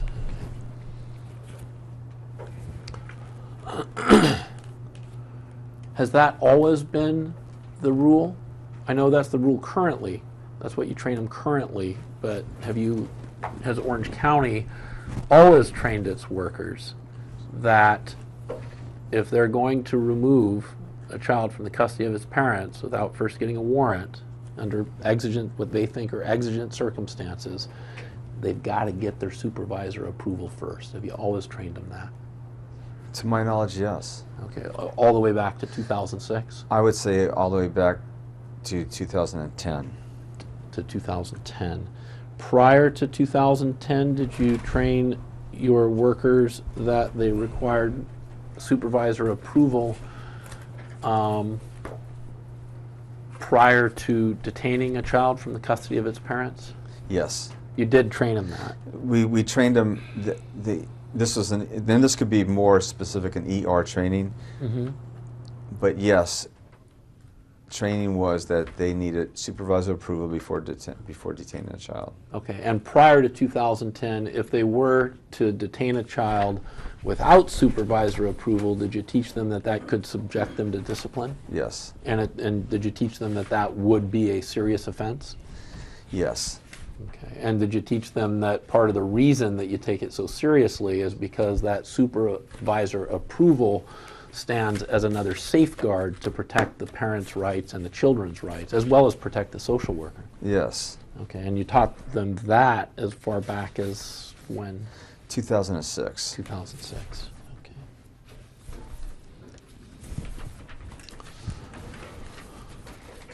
Okay, we're almost done. Number 25, are you equipped here today to testify as the County of Orange's person most knowledgeable, as the voice of the County of Orange, regarding training provided to your workers? You know what, we just covered 25, yeah, it's the same. One as Skip 24, that. you can't get approval if you Yeah. don't consult. Yeah, let's skip that. Well, she says she consulted. Well, yeah. And she's been consistent. She has on that been. subject. She has been consistent. Okay, let's see this last one. We may be done here. Relayed concerning search method. No need to or concerning. Okay. Yeah, are you equipped to testify today as the person most knowledgeable for the County of Orange, the voice of the County of Orange, regarding training provided to your workers related to the circumstances, if any, under which there is no need to obtain a warrant prior to removing a child from his or her parent's custody. Yes. He is here to testify his personal knowledge, but we're not stipulating that he is the voice of the County of Orange. That's your own creative phraseology. He's here as a person Oh, knowledge. Bill. That's what he was asked to be, and that's what he's here to do. Okay, all right. That's fair. I had to fit that. Thank you. I like that whole voice of the county Yeah, that was thing. Yeah. I like a lot that. of pressure. I know it is. So let me ask you then, what do you train your workers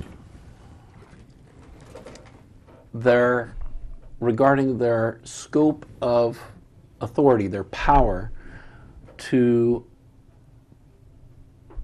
detain a child from the custody of its parents without first getting a warrant? We train them.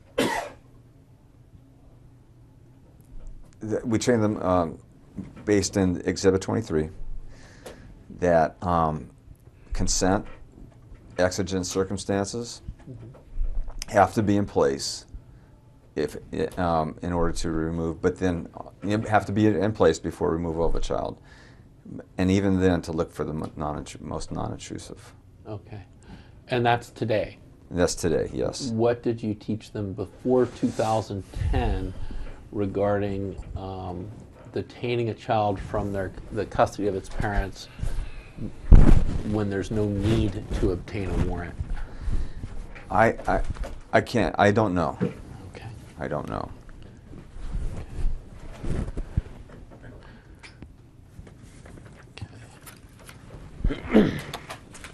All right. Give me 5 minutes. Just go through my outline real quick, and I think we're probably done. What time is it anyway? Okay to go off the record? Yeah. Quarter that's after Off- 12. Off the record, Right. the time is 12:16.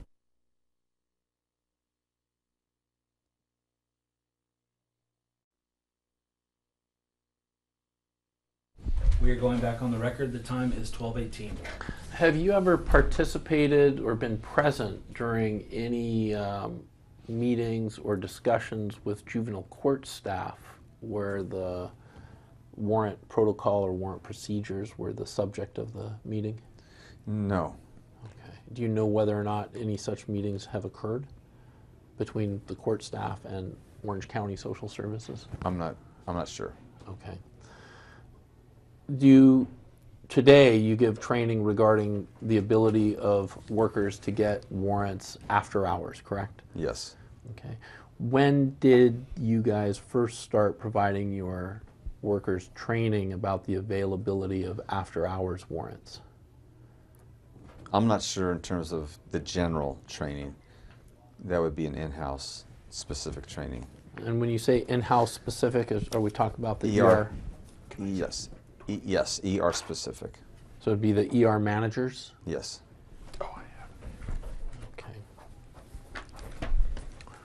Do you know when the after-hours procedure was first, the after-hours procedure for obtaining a warrant to remove a child from the custody of its parents, do you know when that was first implemented? I don't know.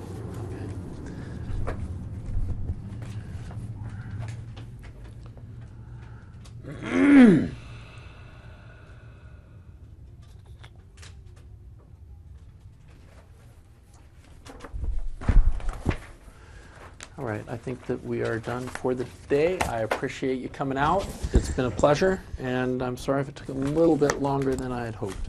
Thank you, Sean. No problem. Okay to go off the record? Yeah. Yes. Off the record, the time is 12:20.